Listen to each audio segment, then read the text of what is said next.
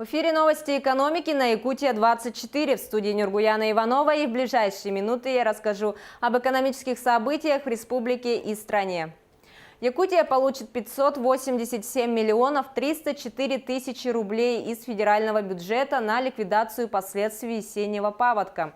Соответствующее распоряжение подписал председатель российского правительства Дмитрий Медведев.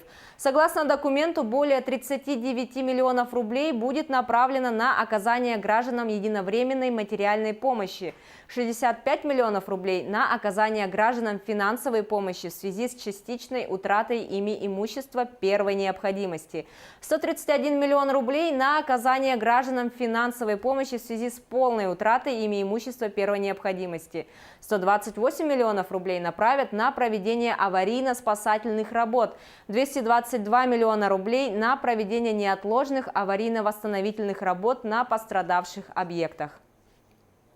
Подписано долгожданное постановление правительства Российской Федерации о выделении Якутии помощи из федерального бюджета в связи с наводнением. Сейчас, когда поступят деньги, наша задача максимально быстро довести эту помощь до людей, реально пострадавших от стихийного бедствия, до каждого из них, прокомментировал подписание распоряжения временно исполняющий обязанности главы Якутии Айсен Николаев. Всего от весеннего паводка 2018 года пострадало 15 районов. В зоне затопления оказались 63 населенных пункта, 1436 домов и 5143 человека. Режим функционирования чрезвычайная ситуация федерального характера на территории Якутии, введенный еще 14 мая этого года, действует до сих пор. В целях оказания дополнительной материальной помощи жителям пострадавших от весеннего паводка районов Якутии будут направлены средства в виде добровольных пожертвований от физических и юридических лиц. Сумма, поступившая на лицевой счет Государственного комитета по обеспечению безопасности жизнедеятельности населения республики, составила 6,5 миллионов рублей. Работа правительства Якутии будет оценена по 22 показателям. Федеральным правительством утверждена новая методика оценки работы региональных властей. Основным нововведением является исключение показателей по объемам налоговых доходов и объемам инвестиций в основной капитал от влияния добывающих отраслей.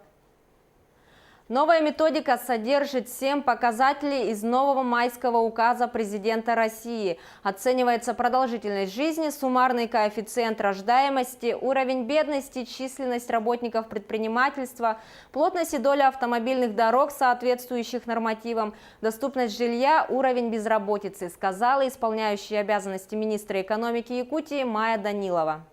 Также региональные власти будут отчитываться по объему налоговых доходов консолидированного бюджета субъекта, качеству и доступности услуг ЖКХ и другим показателям. Деньги школам страны за счет резервного фонда правительства России теперь будут предоставлять по новым правилам. В частности, это касается выделения средств на реконструкцию и оснащение школ в рамках федеральной программы развития образования. По новым правилам продление сроков реализации данных средств не допускается, разве что размер трансферта сократят более чем на 20%. В таком случае продлить срок выполнения реконструкции и оснащения школы станет возможным. Впервые в Якутии провели комплексную оценку различных факторов, влияющих на состояние и перспективы социально-экономического развития республики. Оценка проводилась по 3 направлениям: природа, человек, экономика, включая капитал, промышленность, энергетику, транспорт, агропромышленный комплекс. Второй этап комплексных научных исследований нацелен на получение долгосрочного прогноза научно-технического развития республики, который должен стать основой стратегических и программных документов в различных отраслях экономики Якутии. Есть научные сферы, претендующие на мировой уровень, которые нужно развивать. При этом необходимо следить за мировыми научными тенденциями. Мы должны максимально использовать наш научный потенциал для поступательного социально-экономического развития республики и создавать задел на долгие годы вперед, сказал исполняющий обязанности председателя правительства Якутии Владимир Солодов. Курс доллара вырос до 66 рублей 25 копеек. Это на 71 копейку выше уровня закрытия предыдущей торговой сессии, свидетельствуют данные Московской биржи. Такой отметки он достиг впервые с 15 ноября 2016 года. При этом курс евро вырос на 80 копеек до 76 рублей 93 копеек. Тем временем названы регионы с самым доступным и самым дорогим бензином. Росстат представил разницу в ценах на бензин в разных регионах страны.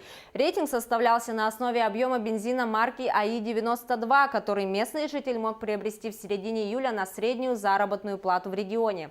Так, больше всего топлива удастся купить жителям Ямало-Ненецкого автономного округа – более 2000 литров в месяц. Меньше всего в Дагестане, где на среднюю зарплату можно приобрести лишь 457 литров.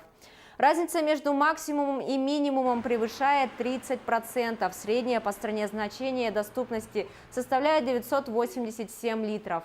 В тройку лидеров по доступности вошли также Москва и Чукотский автономный округ. Что касается жителей Якутии, то на среднюю зарплату они могут приобрести более 1000 литров бензина АИ-92. То же самое касается жителей Ненецкого автономного округа, Магаданской, Сахалинской, Мурманской и Московской областей, Ханты-Мансийского автономного округа Югры, Камчатского края и Санкт-Петербурга. На этом у меня все. Оставайтесь в курсе экономических событий на Якутия 24.